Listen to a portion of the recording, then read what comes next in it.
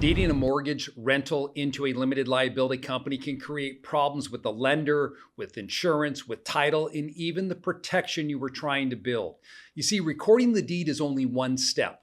Hey, I'm Clint Coons, and I'm an attorney. I'm a real estate investor. And before you transfer that property, there are 5 things I want you to check. All right, let's get started.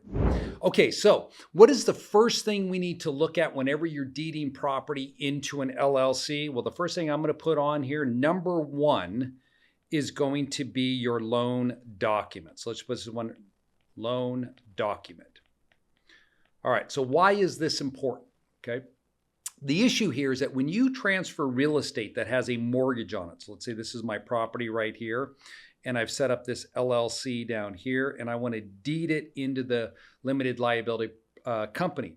The issue is that the loan document may have inside of it, most of them all do, what is referred to as a due on sale clause or a mortgage acceleration clause.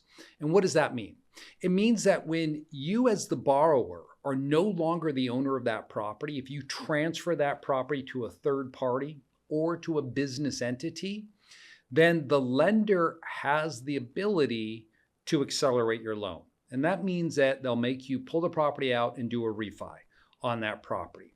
So that creates a problem right there. You want to make sure before you do any transfers, whether or not your loan document has this mortgage acceleration in it. Now, why do I want to know that? Well, because then the next things I'm going to look at there, number 1 is going to be if it's in my loan document, which it probably is, then is my loan owned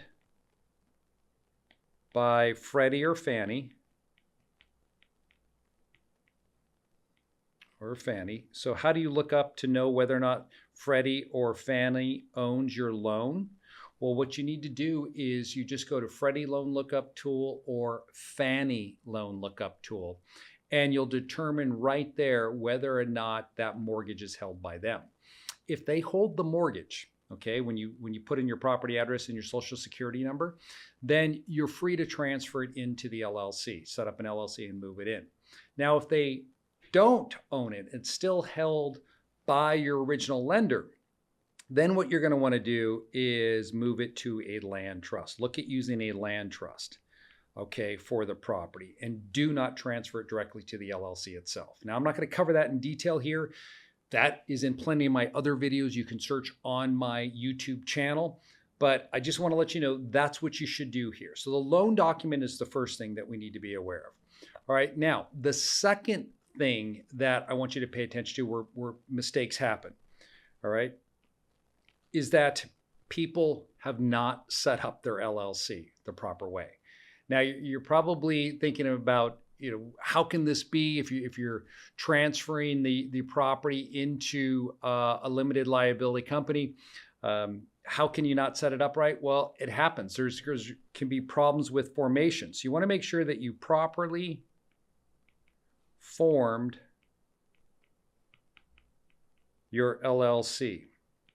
So when I say properly formed, there's a lot going on with that statement. Okay, so the first thing is this. If the property is located right here in Colorado, then where should you set up your LLC? Well, arguably the place you should create that limited liability company is in Colorado. You want to make sure you set it up there, because if it's owning the property, it's considered to be doing business in Colorado. Therefore, it needs to be registered there. If you don't register it there, here's what happens, okay? And in fact, I'm doing this right now on one of my properties. We had an issue where the building, a water line broke, and over the weekend it flooded the property. Now, we had somebody come in to do some remediation work, and they actually stole a lot of our stuff. So we're going after them. And one of the things that we found out through this process is that they were not licensed or registered to conduct business in the state where this property is located. So the benefit to us, number 1, is we show that they're here conducting business and they're not registered, they're illegal. And the second thing is that any counterclaims they could have against me, such as, oh, well, it took us a lot more time, you owe us more money than we originally quoted you, those all go by the wayside. They can't bring a claim against me. So in your position, if you have real estate and you put it into an LLC and it's not registered in the state where the property is located, and you want to remove a tenant, okay, so you bring a lawsuit, an unlawful detainer action to remove that tenant, they could get that booted out of court because you're not registered there. So you want to make sure it's properly formed in the state where the property is located. And that also means you follow the articles of organization properly and you've drafted an operating agreement. That's critical for this. You must have an operating agreement for that entity. Now, the next thing that you want to do is you want to make sure that, okay, you deed the property. Now, this may seem stupid for me saying this, okay? But we record, I don't know, several thousand deeds a year. So we deed properties into LLCs for our clients. Now, a lot of times people will come to us and they'll say, well, I have 2 properties are currently held in these existing LLCs. And part of our process would be to verify that the LLC does in fact own the property. And I would say probably about 25% of the time we find that the property was never transferred into the LLC. So that's a problem because people forget to do that. They think they did it, but they failed to. They didn't record the deed. Maybe they signed it, but they never recorded it. So it doesn't show up. So you want to make sure that you deed the property to the LLC, number 1. Number 2, what I'm going to put on here, and this is critical here, okay? I'm going to put a little asterisk here. Use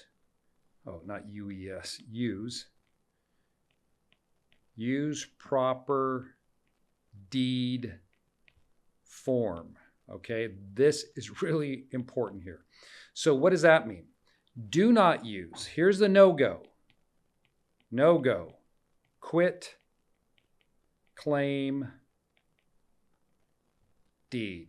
Do not use a quit claim deed when you transfer title into an LLC. Always use a warranty deed to transfer title or a grant deed or some other deed form, because a quit claim deed, essentially what you're doing there, you're going to void your title policy and you're going to let everyone know that, hey, that's your LLC. Because the nature of the deed form itself is just bare legal title without warranties, meaning that you give them whatever you think you have. And no one accepts that type of deed, generally speaking, unless it's just trying to clear title. So it's bad form to use. So you want to make sure you're deeding the property and you're using the right deed form.